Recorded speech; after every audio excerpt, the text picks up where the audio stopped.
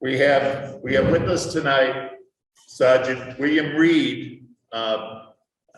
Is your title Community Liaison Officer or something to that effect? I have many titles. Yeah, all right, we'll go with that one. Just make one up first tonight, you'll be happy.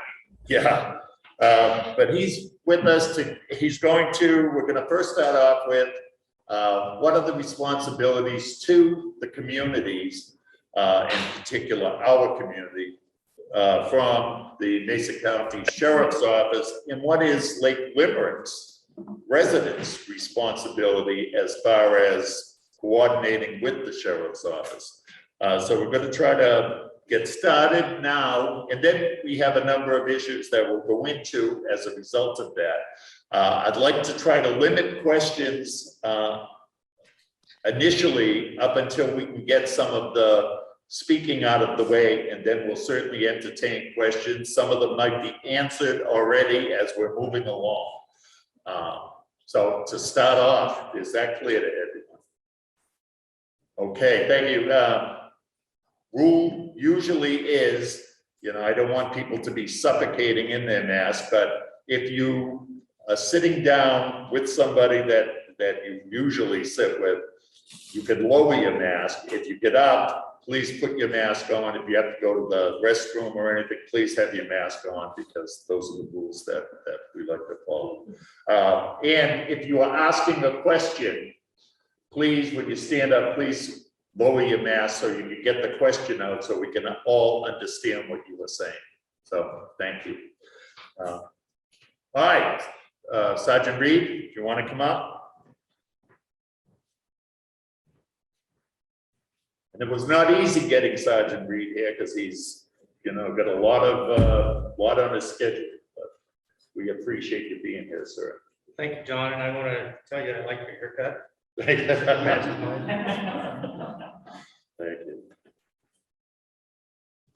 Well, good evening. Thank you for having me show up. Thank you.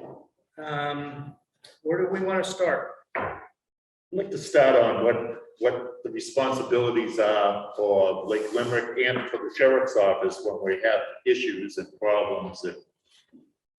Okay. So a little bit about me. I've been with the Sheriff's Office 24 years. I did 10 years on the SWAT team. I got injured, wasn't able to do that anymore. I ran the search and rescue dive team for 20 years in the county. I retired from that after 20 years. I've been doing the community block watch program, neighborhood watch program for probably 16, 17 years now. I very much enjoy coming out and meeting with folks. Those of you that have seen me before that I've met, you understand that this is my highlight of the day, was being with good community members. And why do I do it?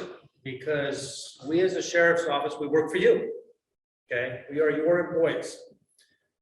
We do have a lot of rules and regulations we have to follow, but we are only as good as our eyes and ears, and you folks are our eyes and ears. And that's kind of what the Block Watch program is. That's kind of what I help mentor and or develop within communities, how to facilitate some of that. You guys got a very good program on here that Robbie runs as far as keeping in communication with me.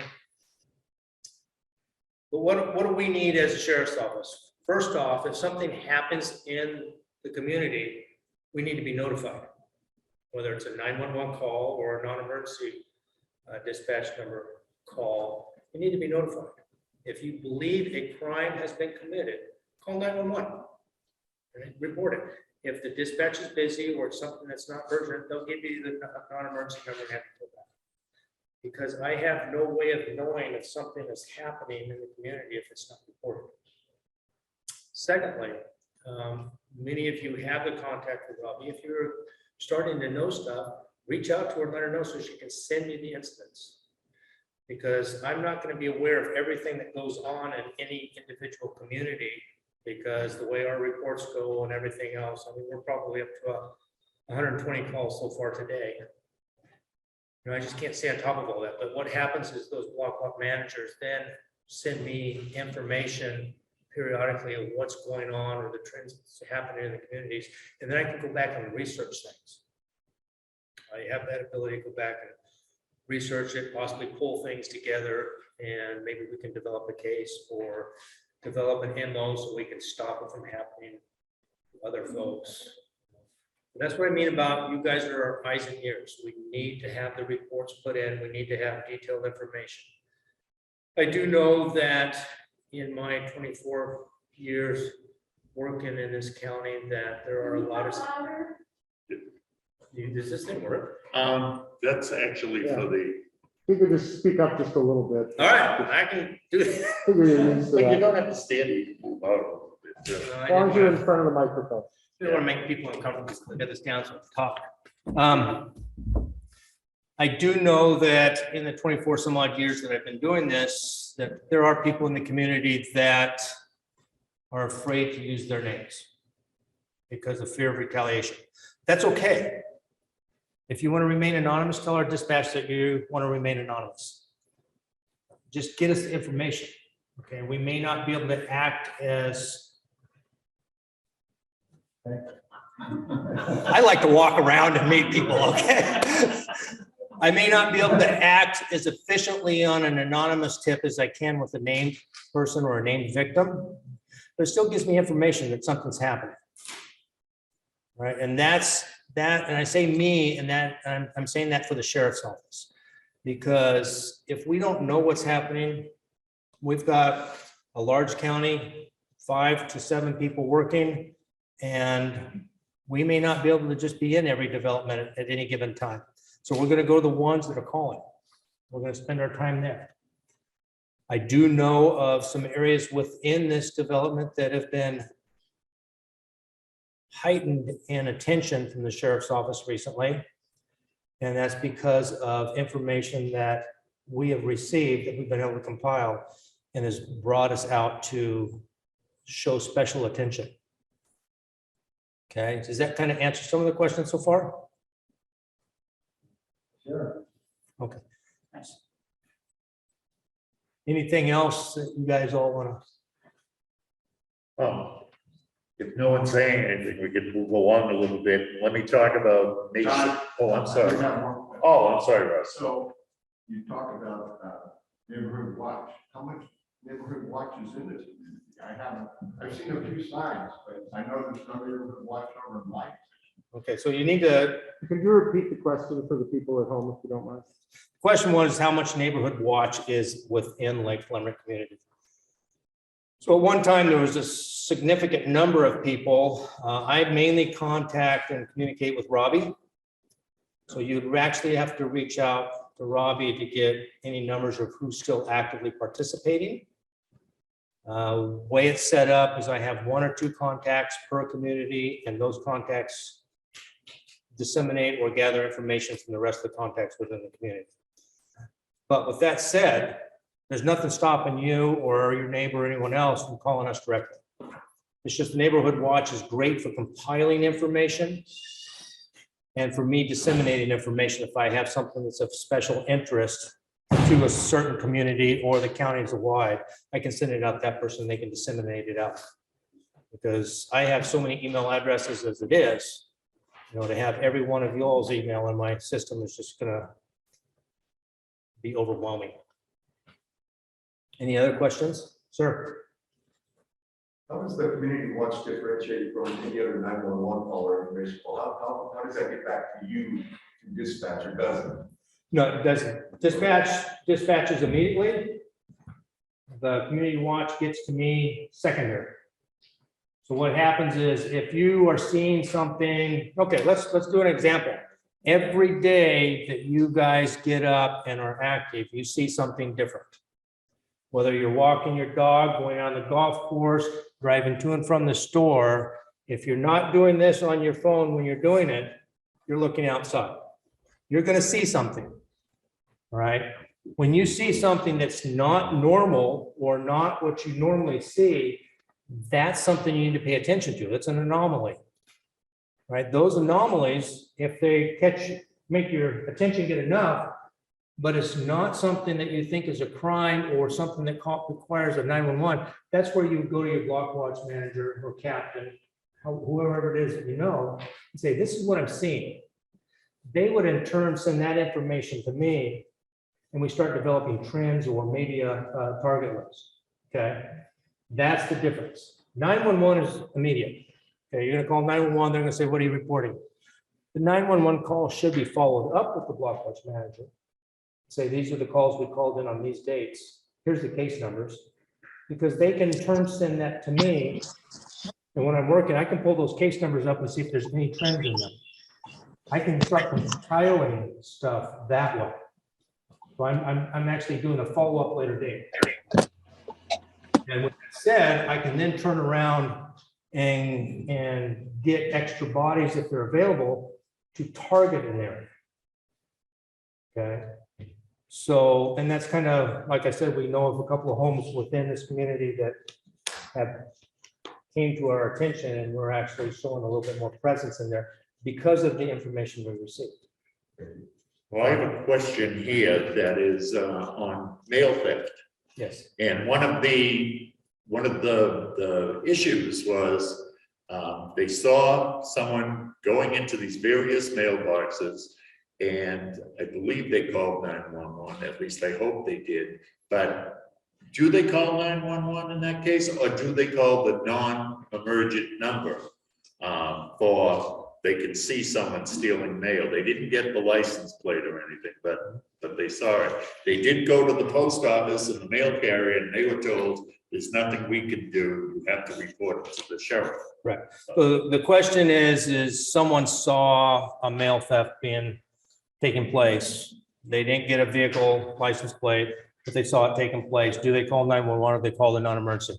Call 911. All right. First off, my motto, and the dispatchers probably get mad at me, is you pay the 911 tax. Use it.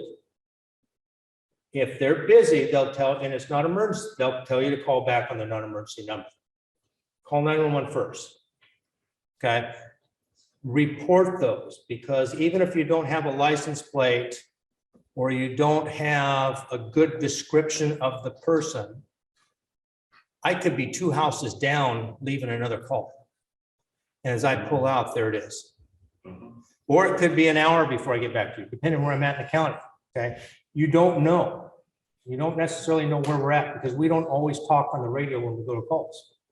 We do a lot of stuff through IMs or phone because of the scanners out there. We don't want the people knowing when we're showing up and when we're leaving sometimes. So, Mitch, did you have a question? Yeah, could you give us some tips? We all see cars that drive around the lake, and I'm always worried about profiling it. A car can be driving 10 loops because they want to buy a home here, or they have other motives. It can be a really nice car or a crappy car. They could all have different motives. Are there some tips for us? How should we think about that? Those folks that are here every day and they see a strange car, like what should our mindset be? When do you take note of it? When do you call it in? When should you just relax? okay. So question is tips about strange cars through the neighborhood. When should you call it in? When should you relax? First off, we talked about anomalies. Is it normal to the area? Could be not. If it's not normal, pay attention. Okay. If you see the same car going past your house 2 or 3 times, really pay attention, especially if they're slow rolling and they're looking out windows of specific homes, maybe some vacation homes. That one would be a 911 call. Suspicious vehicle, possibly casing houses or prowling houses. Okay. Pay attention to the car. Maybe take a note. If you got your fancy dancy little thing that most people carry and it's not too obvious, just set it up and snap a quick photo of it. Okay. And then pay attention what happens in the community, because if there's a theft or a burglary or something involving a white vehicle, and what you saw was a white vehicle, you may have that vehicle on your camera. Okay. I don't want you to step out the road and say, hey, wait a second, like your picture. I don't want them to see that. Just be nonchalant, just snap it. Okay. Get that information, pay attention. If it's just driving around a couple of times, it may not warrant the 911 call because you can't go to that next step of suspicion. But remember it. Maybe, like I said, take a note. It was a white 4-door Crown Victoria, looked like an old cop car, had a beat up front bumper. Okay, that's good. I know of one of those exactly in this county. Okay, and that's only one. So that answers the question? Yep. Sir, Now, Sri, help us understand what the sheriff's department has to go through to get a warrant, an arrest warrant from the judge. an arrest warrant or just a warrant in general? Oh, how about a warrant in general? Okay, so for us to get a warrant, whether it's a search warrant, an arrest warrant, or anything like that, we have to develop some sort of probable cause to do that. So probable cause is facts or circumstances that would leave a like officer of like training experience to believe a crime has been or about to be committed. Okay, so because I've been doing this so long, it might be a little bit easier for me to articulate the probable cause than someone that's fairly new. But we still have to go through a long articulation of what it is we need and what we're looking for based on certain crimes. Once we get that all together, then we have to contact the judge. Once we contact the judge, we have to advise the judge of everything that we've got by reading it to him or showing it to him. Then the judge has to review it. If he agrees with it, he or she agrees with it, they sign it, then we have a warrant. Answer the question? Yes, thank you.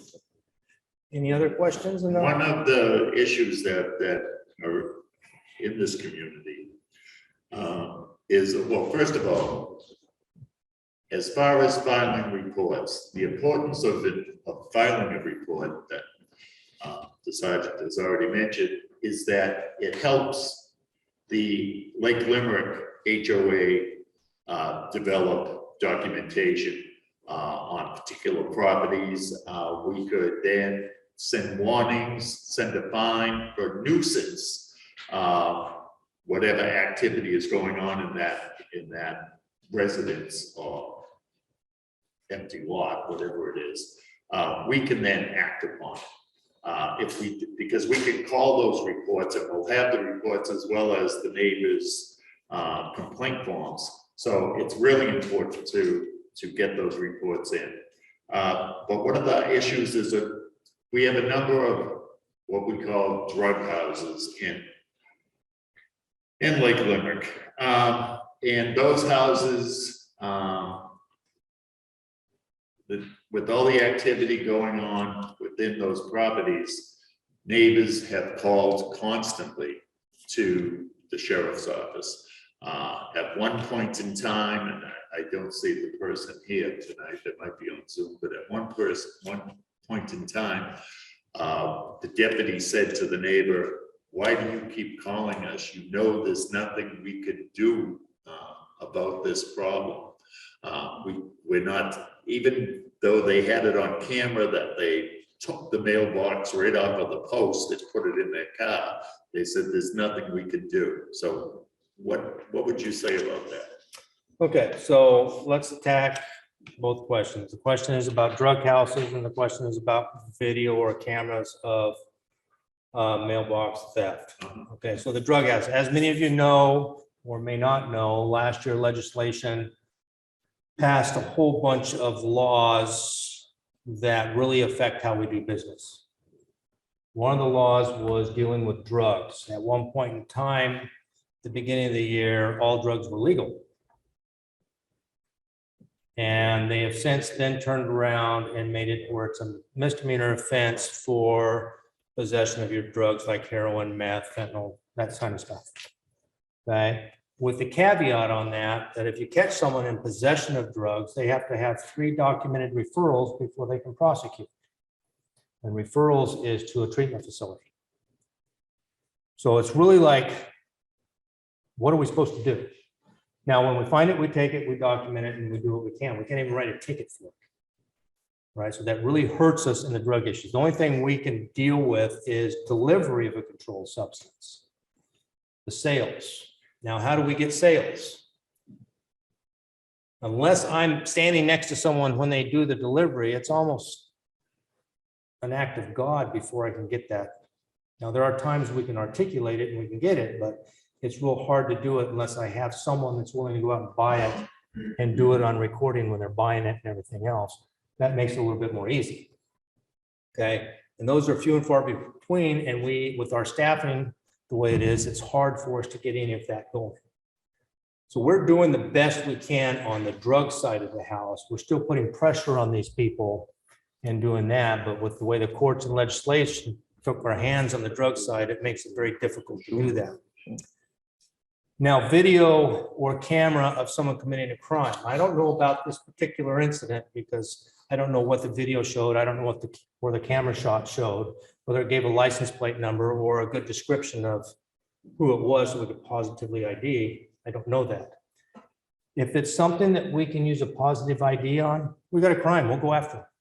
I will, and all of my crew will. I know that for a fact. If it's something that just gives us a generic white vehicle or black vehicle, no plate, no descriptors that we can positively ID it, and it's someone that's wearing a face mask and a hoodie, and all you can see is just an eye slit, I mean, we can drive through Shelton and see about 10 of those walking down the street. So who are we supposed to go after on that? That's the problem, especially with this stuff that society's got everyone wearing now, is how do we identify some of these people? We're currently working on a case where an elderly gentleman who's disabled felt sorry for a guy that was cold, offered him a ride, ended up giving the ride down to Gillis, at which time the guy pulled a gun, stuck it to his head and stole his truck. Okay? And the only video I think we're working on the video, but the only video we're gonna get is probably some guy wearing a mask with a hoodie. How do we identify these people? And that's the hard part with cameras and stuff like that. I'm not saying don't get them, because they are very useful. And we've been able to tie some of our crimes with people that are facially covered to the same crime where they're the same person based on their actions, based on what they're wearing and everything else. And as we piece these things together, we're able to get a partial plate or a full license plate. And we're able to get other information about them and actually get convictions on them. But it's taken a lot of work, mainly because of these things. Sir. I'm going to start sharing some questions from our remote folks. Okay. So Irene would like to know, what are the top 3 issues or problems the sheriff department handles in this area? I'm sure she means Lake Limerick, such as theft, drugs, vandalism. So what things are you seeing in this area? Okay, so the top things that we're seeing right now is thefts. Vehicle thefts, mail thefts, they're both through the roof. A little bit of vandalism, not much. I think you guys had the golf course hit, what, a month ago? Yeah. Even last week. Yeah, so I mean, that's a little bit there. So mail theft and thefts. Burglaries, not quite so much in this development, because I think there's too many homeowners that are present and paying attention within the community, which is a good thing.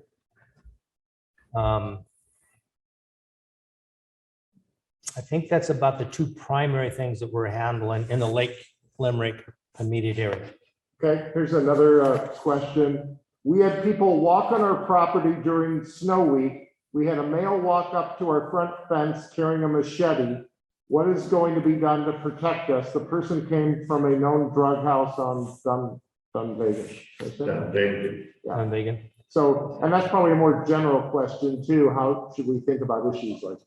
Okay, first off, was it called in? Would be a question. Can you repeat the question just a little bit? If you Okay. don't mind? Person walked up with a machete. Yeah, so the question is, person walked up with a machete on there during the snow week from a suspected drug house or drug area, and they want to know what to do. How are they going to be protected? My question back is, was 911 called immediately? 2, is there any other documentation? Did the person stick around or did the person run as soon as they knew that you were watching? Because that matters in whether or not we're going to find them. And 3, you have a legal right to protect and defend yourself. I mean, if you think you're in harm's way and you have no avenue of escape, you have that legal right. So we may not be close, but I'm not advocating anyone to go out and just take matters in their own hands, but I do want you to know that you can protect yourself and your neighbors.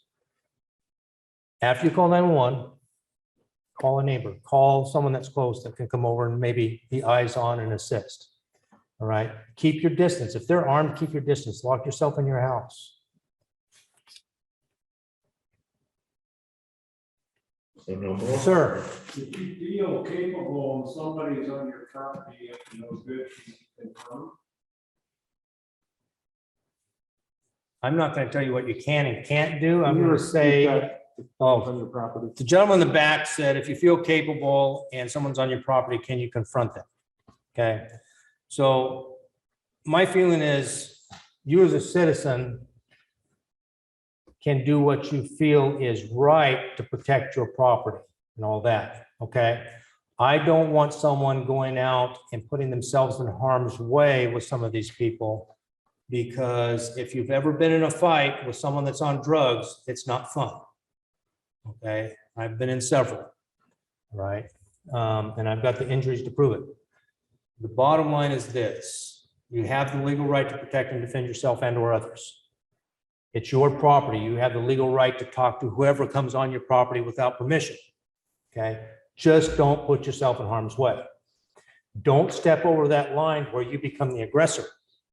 Right? Just because someone's trespassing knowingly or unknowingly, if you come out and you start using all the F-bombs and everything else, and you're yelling and screaming and pointing in their face and spittle's going everywhere, it's going to come back looking like you're the bad person.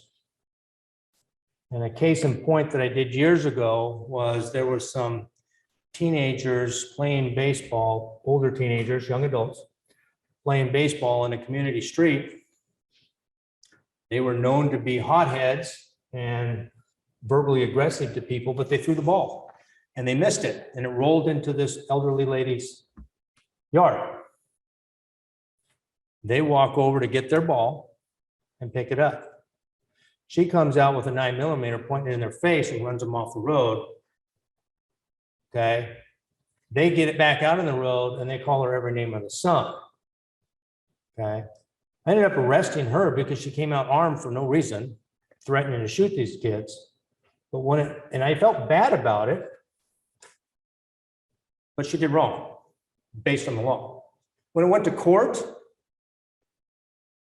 she was never convicted. You know why? Because the kids using all the foul language and everything else were found to be at fault and just as aggressive, which I agree with, okay? I just had to pick and choose what side was the best on that. That's what I'm saying. If you're gonna confront someone, talk respectful, talk like a good person, okay? Sir, what are you doing on ma'am, what are you doing on my property? This is private property. You need to leave now. If you don't leave, I'm gonna call 911. Talk that way, okay? Yeah, during the summer, some lake issues. You have to speak up, so. We have during the summer lake issues with boats that don't belong here. Correct.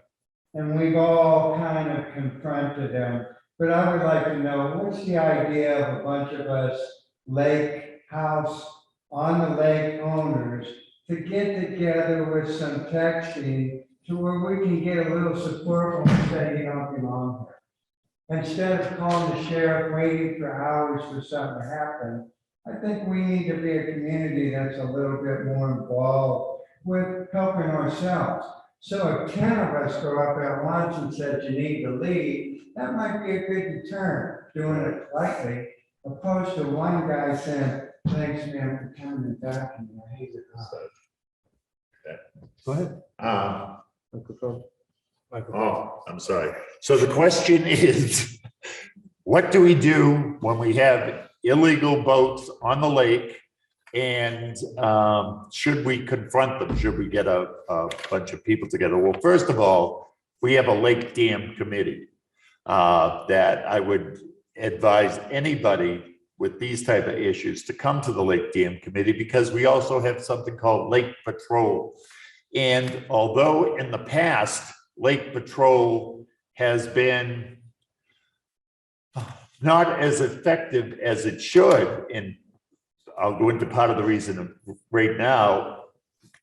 As of this summer or this spring, that the lake starts opening up again, the Lake Patrol boat will have a dash cam on it. And the dash cam will be able to record what is going on with these illegal boats on the lake, with people that have a legal boat on the lake but might be partying and not following the appropriate rules, etc. So we can handle that initially through our own lake patrol. Then if they have a problem, they know that they to call 911. Good to know, thank you. You're welcome. Can we take a question? I'm going to unmute here. We'll see if I'm capable of doing this. Trying to. Hey, John, can you just tell I think they're unmuted. It's Joy Tab, whoever that is. Go ahead, we'll see if we can hear you. Yeah, that's me. You said that one of your biggest crimes in Lake Limerick is mail theft. And we've reported mail theft in the past. And in fact, one of your deputies came out because the guy that stole the mail was sitting in the neighbor's driveway. And when your deputy got out here, it was pouring down rain, never got out of his vehicle. I walked down there to just verify that that was in fact the guy that stole the mail. And your deputy starts going off on me about, why do you keep calling us? Why do you keep calling us? Well, in the meantime, the property owner came out and basically got about 6 inches from my face and told me I'm a dead man. So I asked the deputy, well, what are you going to do about it? And he said, what? She just threatened my life. Well, your deputy went back on his role of, he started screaming at me, back up, back up. It's like, I haven't moved since I got here. I have not moved. She confronted me. He never got out of his vehicle. Then he finally got out of his vehicle. It was raining, so I'm sure he didn't want to get wet.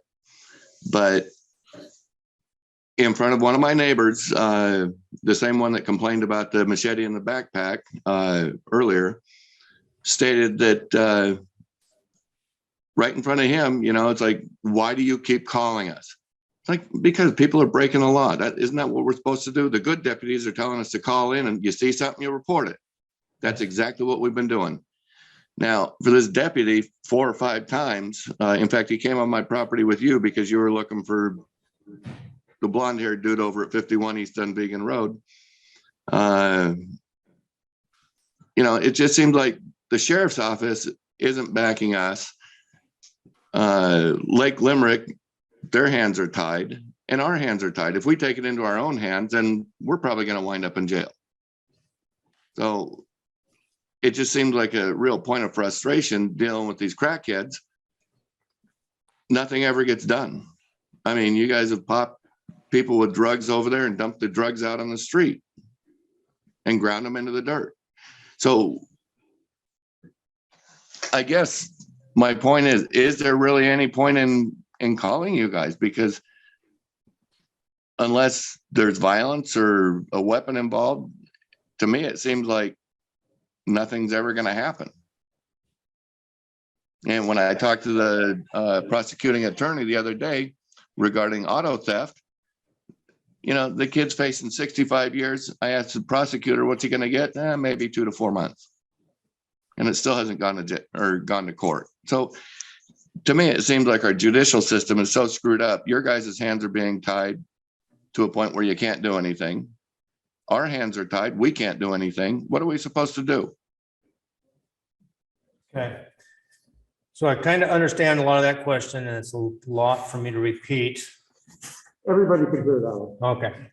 So first off, if a deputy ever gives you that type of response, then you need to be notifying the supervisor on shift. Okay, because that's something that is against our core values, and that's something that we as supervisors want to make sure is addressed. If someone's committing a crime, I don't care if it's raining, snowing, sleeting, or 100 degrees out, we get the magnet unstuck from our rear end and get out of the car. Okay. Second off, yeah, our hands are tied some. So the COVID thing has really scared a lot of people, to include the jails. It's put a lot of restrictions on the jails. So when we put someone in jail, they have to sit in a holding cell for 72 hours. So that takes up the holding. There's only so many holding cells. Okay. So we have to pick and choose who we take to jail. The courts, as you may or may not have seen through the Mason County news release, Superior Court shut down for the next couple of weeks because of this COVID scare. So they're not prosecuting anything right now. And then when they do prosecute it, a lot of people are seeing little to no consequences But if you get a conviction on something, that person gets points added to their name. I don't care if it's a chippy little driving while suspended misdemeanor or it's a heinous felony. Each one holds so many points towards their name. Once they get to a certain level, they have to serve time. Okay, and that's why you keep reporting, because we may not be able to take immediate enforcement action right then and there based on the COVID stuff, based on the court restrictions that are out there and things like that. But we still forward them up. We still get that paper trail going on them. And at some point in time, we're going to get enough points on these people that they're either going to serve time or they're going to wake up and smell the coffee and become good people. That's the best answer I can give you. I hope that answers your question. We can't see you up there. But I would like to just add to that.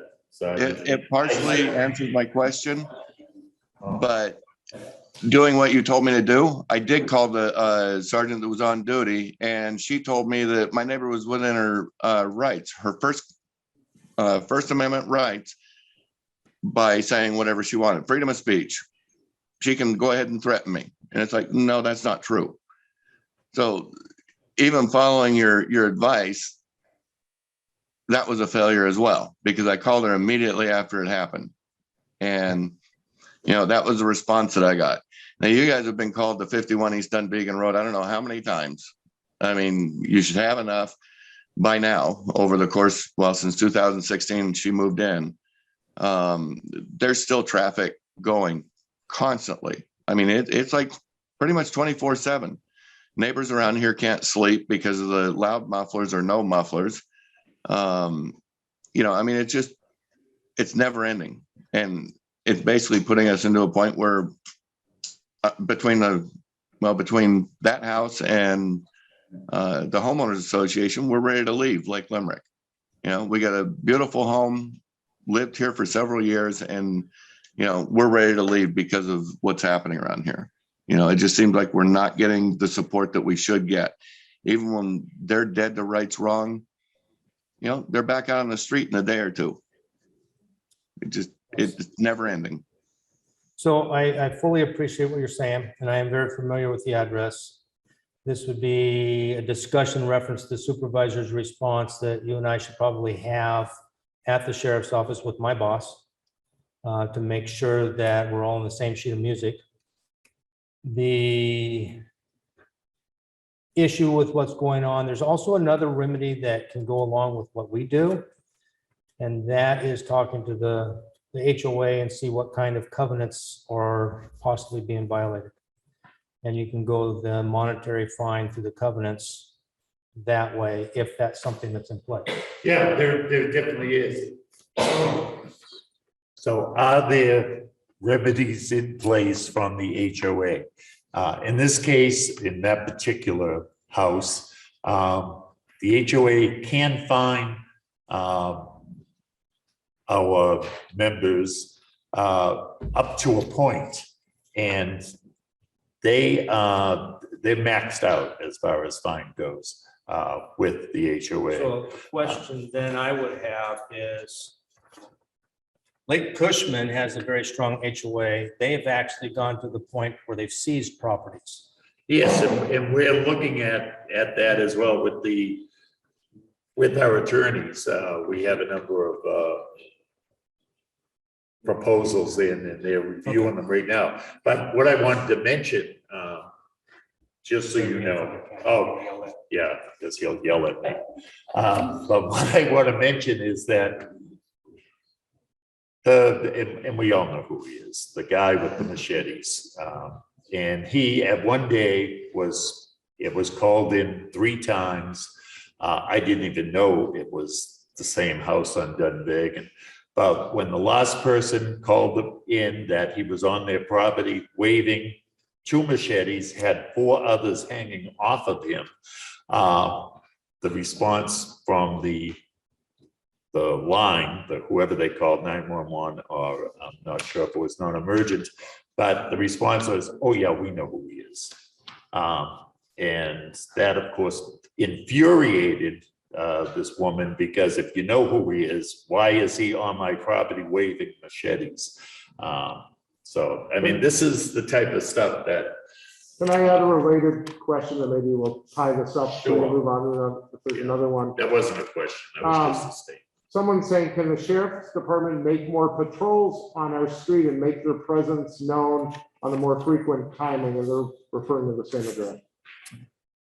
Yes and no. So today I had the luxury, I had six bodies on shift, counting myself. Yesterday I had 6 bodies on. Yesterday, I get in my car at 5:30 in the morning. I generally get off at 5 p.m. Yesterday at 7 o'clock in the morning, we were in all of us were in the North Mason area for a kidnapping where we got the victim and we got the suspect. Congratulations. That took us most of the morning. From there, before having my first cup of coffee, which I never had any coffee yesterday, none of my crew did.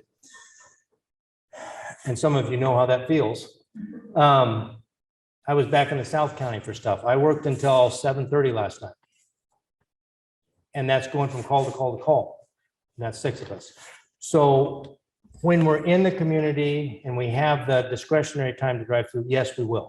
And I've put it out there to my people. And I know there's some areas within the community that's seen the patrol cars more frequently and seen people getting out and getting introduced more frequently. It was Okay, very much appreciated.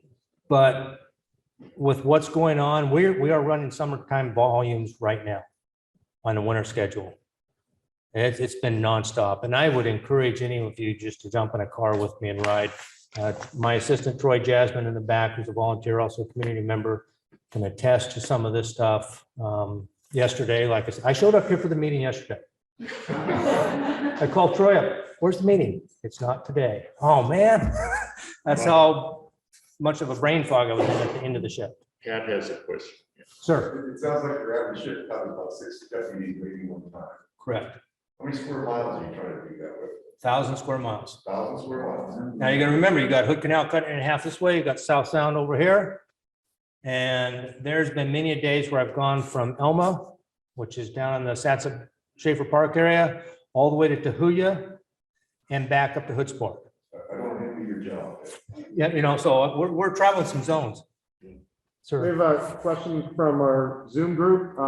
Mandy says, thank you for serving our county and community. Question, what do you suggest we do regarding prevention activities that are low risk and high effectiveness? And I'll just add to that, not everybody has the funds, but for instance, I have a lock in my mailbox.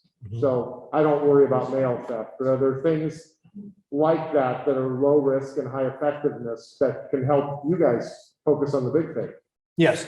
So what can you do to help make yourself more effective protecting yourself? There's a couple of things.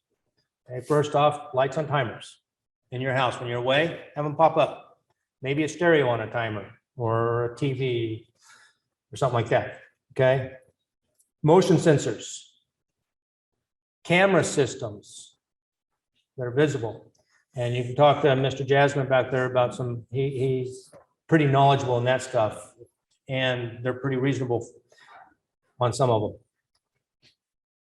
Keep your yard not buried. We all like our privacy, okay? But if I drive by, like say at this hour, it's dark and I'm putting my spotlight on or my alley lights on and I'm kind of illuminating, and you got a 6-foot privacy fence in the front yard, I can't tell if someone's there.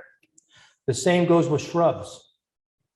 If you've got something hiding in the front of your house or the side of your house, I can't see past. I'm not going to get out and walk around every house because one, you don't want me to. I'm probably going to disturb the peace and wake the dog and make a ruckus. Okay. But the second is I don't have the time to do that, but I do drive through and I look. Right. So it's a trade-off. Do I have my privacy or do I have my visibility? So those are easy things to do. And let's go back to the visibility too. If you got big shrubs by your front door and you open your front door, can you tell what's left or right before you exit that door? No. Okay. If you keep that stuff trimmed back, you could probably do out your peek hole or side window and just look left and right before you go out, and you'll probably see, make sure no one's standing there. Okay. Simple safety things are what you do. Next. Anything and everything you have of value. Okay, it can be as simple as this pin John has in his shirt. If that's of value to him, take a picture of it. Okay, with that picture, whether you do it with a digital camera, or you do the old school picture, write down make, model, serial number if it has a serial number. If it's jewelry, type of metal, type of carat weight, what its value is, all that information documented with that picture. Take all those pictures and put them someplace that you believe will not walk out of your house. And you only tell one other person where it's at. You don't tell the whole family in it. Because quite frankly, there's a lot of teenage kids out there that are our children, that are angels to us, but they're mixed with the wrong crowd and they got loose lips. And the wrong crowd comes over and borrows from you. And those pictures are there, they're gonna walk. I just want to say one thing on top of that, if you don't mind. I met with the mail carrier today who covers this side of Lake Limerick Divisions 1, 2, and 3. And we talked about mail theft for a few moments. One of the things she said is a lot of the mail theft, even if you had, especially if you have a locked box, is from outgoing mail. People will ride by, they will see the flag up, and they'll know you have a letter there or something that's going to be outbound. If it's something that's not important to you, then fine. Don't worry about it. If it gets stolen, it shouldn't bother you. If it's something that is important, take it to the post office and drop it in or Fred Meyer's at their mailbox, or a large mailbox where it won't be grabbed off the street. So that was the only thing she could recommend. To follow up on prevention, do you have an opinion one way or another? When a lot of people that are here part-time, there used to be chains that they could put across the driveway. When we moved in, there was a chain, and the first thing we did was get rid of it, because to us, that was a sign that we're not home. Okay, Is that so a deterrent or not? yes and no. Okay. If you don't mind repeating. So the question was, is it a deterrent with the chain across the driveway, or is it an invitation that someone's not there? And I've seen your question and I'll get to you shortly. I just want to make sure that you recognize it. Yes and no. So let's go back just to the simple trespass complaint that we had earlier. In order for me to prove a crime, I have to have a mental state or a level of culpability. The level of culpability for trespass is knowledge that what they're doing is wrong. A simple barrier separating public or community access to private is enough for me to articulate knowledge that they stepped over into someone else's property. Okay, so that helps me on the trespass, but I have to have a victim. So if you leave for vacation down to Arizona, New Mexico, wherever you go, and there's no one there that knows how to contact you to be victim, I have no crime. I can take the information, I can document it all day. This is who was found on your property. And then you come back 3, 4, 5 months later and say, oh, by the way, this, and this was damaged, but I don't know when it was damaged. It's hard for me to do anything at that point. So if you leave someplace, let someone know, give someone some sort of semblance, contact information or responsibility to be the responsible party where we can have a victim. Okay, kind of makes sense? So yes and no, it is. It does kind of say that, yeah, this is a vacation home. This is where we need to shop. But on the same token, I see a lot of chains across roads that people are actually living behind. Okay. And I don't, some of the back outlying areas, we don't just walk down those willy-nilly sometimes. Ma'am. I was wondering if we have Lake Limerick security anymore. Okay. First of all, Can you repeat the question? oh, yes. Do we still have Lake Limerick security? Joe, also known as Security Joe, is still driving around. He is still here. I think it might only be till the end of the month. I'm not sure. And we'd have to check on that for you again. But Joe did move and we're trying to reevaluate what we're going to do. But it should be known, and this was a question that had came up earlier to me. What is Joe's, what is our security's connection with Mason County Sheriff's Office? Joe's responsibility were the green belt, the wells, and the parks, all those common areas of Lake Limerick. He had no authority, no instructions to look at anyone's property or to, if he noticed something, of course, he could call 911, but it wasn't his job to go searching around for the type of things that maybe the sheriff's office would find or would be looking for. We are looking at security issues. Someone's beeping somewhere, but we are looking at security issues still, but that's where we are with Joe. And I did see him yesterday. We were arresting a gentleman over on the other side of the Mason Lake yesterday, and he drove by while we were. Someone have the hand up over there? Oh, yeah. Ma'am. I just picked the question, what's the best way to address speeders, like constant speeders on the road? Is there anything? So the question is, what's the best way to address constant speeders in the Lake Limerick Road? I believe we have that agreement signed. I don't know about it. Oh, this is a county road. Yeah, no, we had a couple of, on a couple occasions. I don't know what street you Okay. live on. I just would write down in the gym. Okay, so Okay. first thing first, document it, call it in. Mhm. Follow up by getting the information to me, either through Robbie or Roger. Roger, whoever. Get me a period of time that it's happening.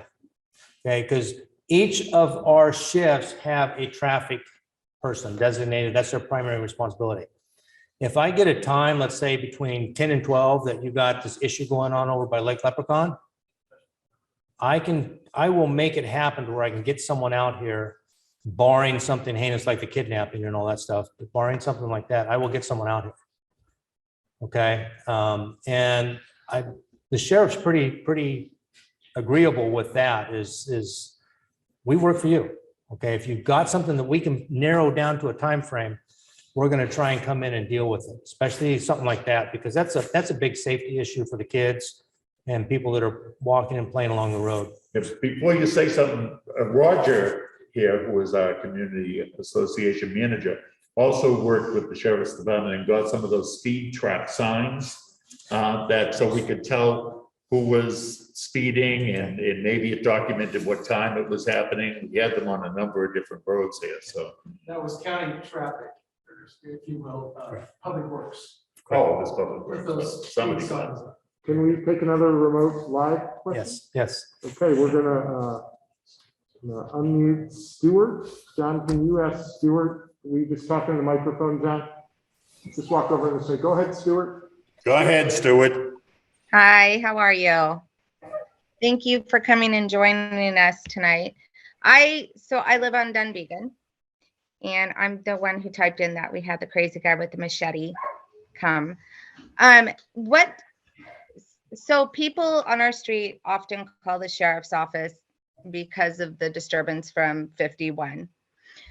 They are in and out all night long, all day. You can come hang out in my driveway if you want. 2 o'clock in the morning is like prime time for them.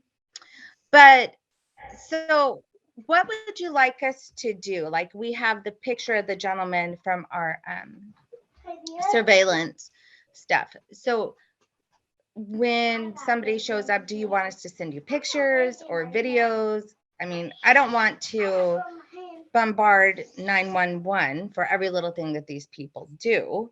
So what's a good way to reach you for a non-emergency, but that way people are being reported for the things that they're doing? And also, can I paraphrase what you said, that we should put trespassing signs on our properties? That way they know that fine line, that they're no longer on the county road, that they're on my property.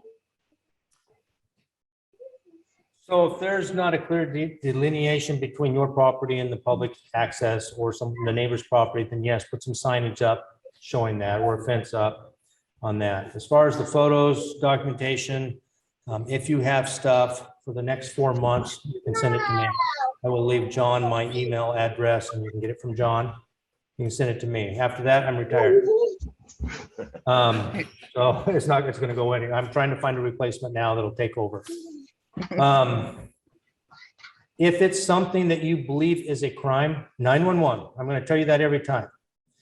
I'm not going to sit here and say that every deputy is gonna handle everything the same way I would, because we're all different, and it depends on what our dispatch tells us over the radio or puts in the call. I've had people ride with me that have seen calls put out, and I've asked them, what are you gonna do? Well, there's nothing going on here. It's something silly.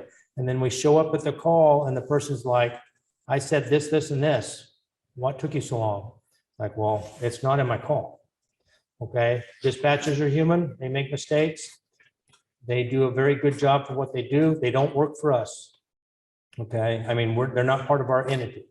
So I have no control over that to some aspects. So I'm going to apologize for that side of it. But yes, keep that information going, because if it's something I can tie in later date, by all means, I will.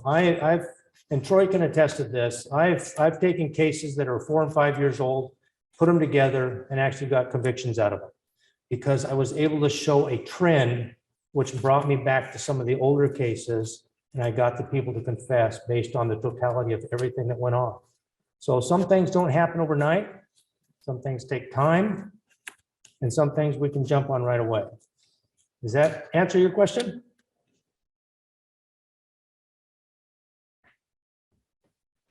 Yes, thank you. Okay, you're quite welcome. Russ? Actually, my wife was asking the same question up there.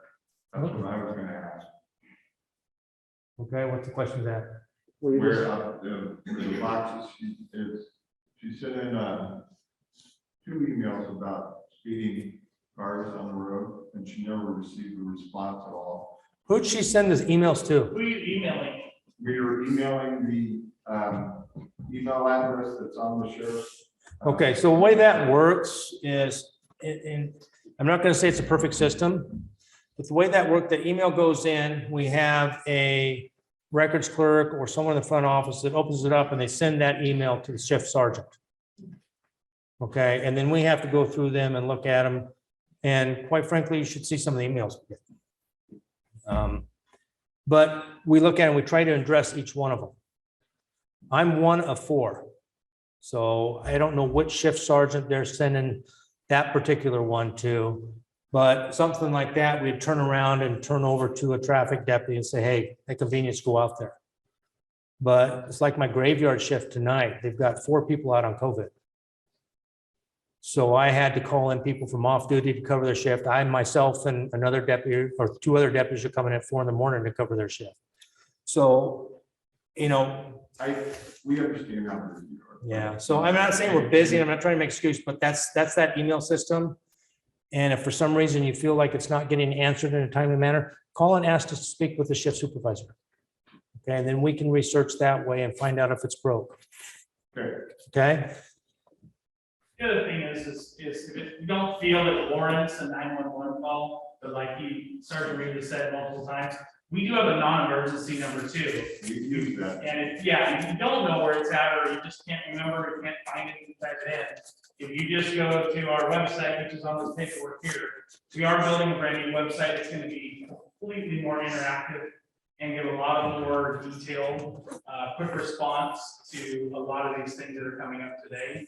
So, but if you don't have the paperwork on it, our old address is like really weird, so.co. So we changed it to masoncountysheriff.us, matches all the rest of our other paperwork. So, but yeah, and website right there. Non-emergencies always up in the corner. If you have a cell phone, both those buttons are pushable. If you go to our website with your cell phone too. So. any more questions? I have a comment. Sir, Want to thank you for your service. well, thank you. I know it's tough in this political climate and this anarchical climate, so we appreciate everything you can do. I appreciate it. Thank you very much. And I thank you all for coming here and at least having the time to talk and ask questions, because that's the only way we get any better too. We've had quick response from your office. Very good job, you guys did for us. I appreciate it also. Thank you. My neighbor behind me and myself had to use you a couple times for small incidents, and you were right there. So I appreciate it. Appreciate it. Are there any more questions that I can try to answer or anything else that you would like to know? There's a question about block watch up there. Like you mentioned Robbie a lot that many of us know, but I'm not sure any of us really know about the formal block watch. Like, does it really exist at Lake Limerick? How do we get involved? The benefits of a block watch? Is that a question for Robbie or you, or how do we learn more if we do want to get involved? Robbie was up there. Is Robbie able to come on to voice or anything like that? I'm not sure if she's here or not. Oh, I can see her there. I don't know. John, do you want to, at the microphone, ask Robbie if she'd like to say a few words, maybe? Hey, Robbie, if you're up there, do you want to say a few words about the block watch or what your participation is in that? I'm looking for her here. Hold on. She was on. She might have been smart enough to drop off this Oh, they're calling me. Yeah. I don't see her there. I don't see her now. But we can ask her about that. But that might be a good thing for us to communicate. Yeah, well, you know, Okay. I can say that there has been on a number of occasions, block watches started. And then they sort of like fell by the way. I remember the last one that I was on way to Tipperary, where there was a house or a garage broken into and a lot of tools and stuff taken. And the block watch started. She back? Yeah. Oh, hi, Robbie. Hi. I really have no block watch system other than my emails that go out to over 500 homeowners. That's a start, Robbie. I mean, that's. you're the At one communication time, there. at one time we tried to set it up and it just never really got set up as an actual system. So, Okay. So then I guess to answer that question that was up there then is what I would recommend is a few key people within the development, different locations within the development, they're willing to take on some semblance of responsibility for this, to meet up with me and or one of my assistants and go over and formalizing how to make it to where it's a little bit more effective. Robbie sends out emails every week. Okay, and I see them all the time. And when I send an email out to the group, she shares it with y'all. Okay, that's part of the communication thing. All right, but we need to have, or we should have, a group of key people, 10 to 12 people, that are the main basis for the group. And then from there, I go over to my neighbor, John, this is what I do. I'm the block watch contact for this particular area of our development. If you see anything, come to me. If you want to come to one of our meetings, by all means, you're welcome. And we start getting involvement with our neighbors. Okay, my history with the block watch is this throughout the county. There's a lot of block watches that are started. There's a few that fall away because once they start and they start doing good things, the crime goes away. And then it's like, okay, why spend the energy to do this? Crime's not here again. And then the crime comes back. And it's like, how do we get this going again?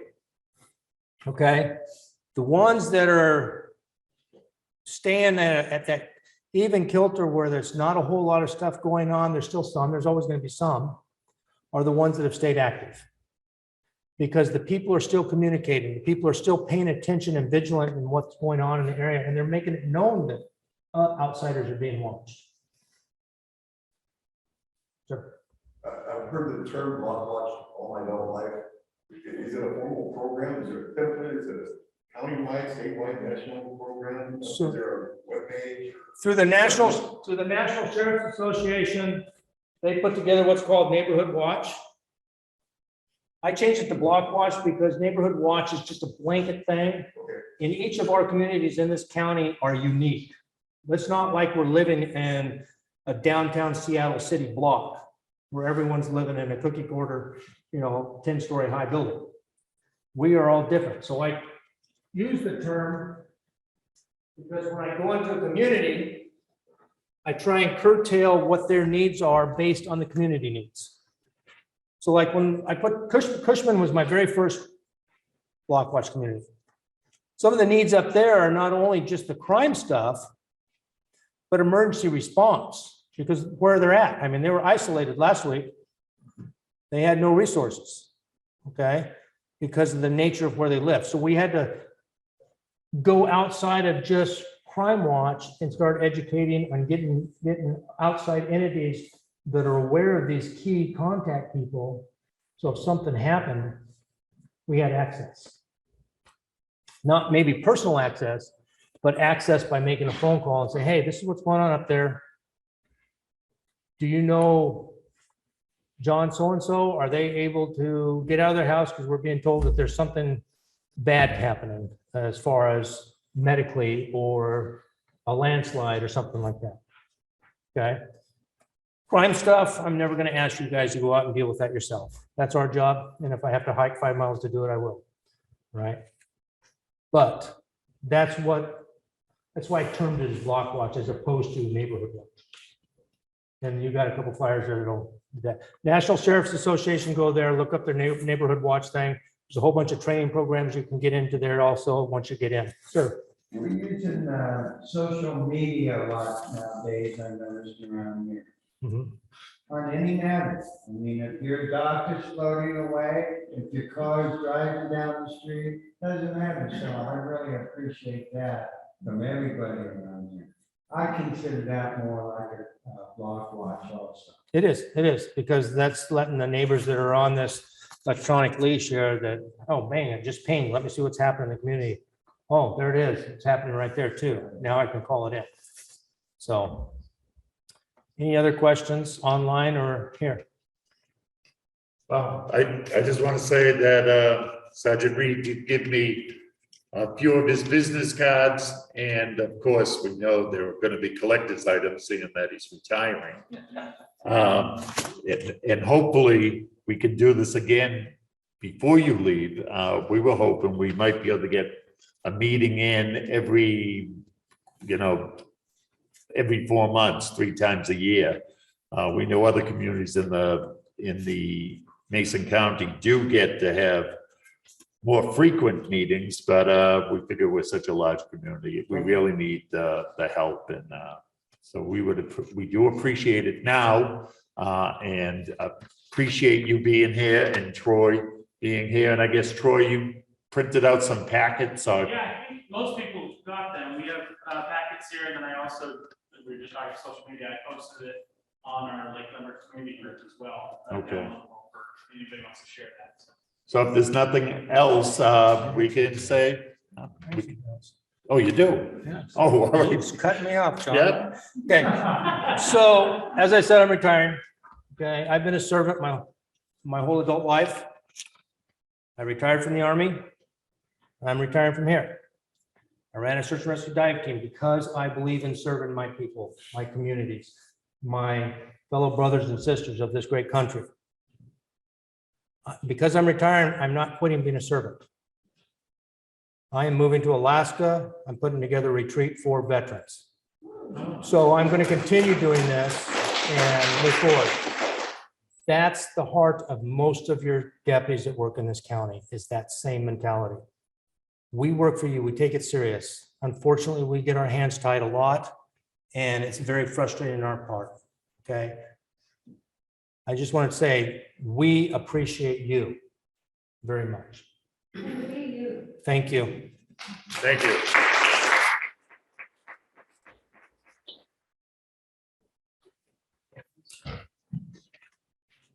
So thank you all very much for coming tonight. We really appreciate it. I hope that you got answers to some of the questions that you might have.